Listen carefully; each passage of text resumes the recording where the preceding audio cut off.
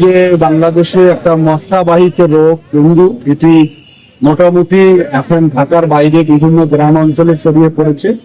আমাদের মাননীয় প্রধানমন্ত্রী একটা নির্দেশনা দিয়েছে যাতে মানুষ পরিষ্কার পরিচ্ছন্নতার উপর গুরুত্ব দেওয়া হয়, যাতে কোথাও নোংরা আবর্জনা জমে না থাকে, পানি যাতে জমে না থাকে। ডেঙ্গুর উৎপত্তিটাকে বন্ধ করার জন্য আজকের আমাদের এই র্যালি, এটা মানুষকে সচেতন করার জন্য।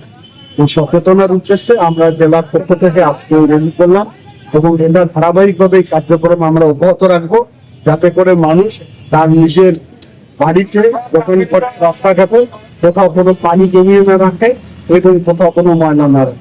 এটাই হলো আজকের কর্মসূচির মূল উদ্দেশ্য। এই রাস্তার মধ্যে যেটা পানি জমিয়ে রয়েছে, এই রাস্তার কাজ যত শুরু হবে আজকে বিকালে আমি উদ্বোধন করব। আর বর্ষা হয়ে গেলে তো বৃষ্টি থাকে, পানি জমে থাকে কিছু, সেটা যাতে তাড়াতাড়ি দ্রুত নিষ্কাশন করা যায় সে ব্যবস্থাগুলো এই তো এটাই তার কর্মসূচির অংশ।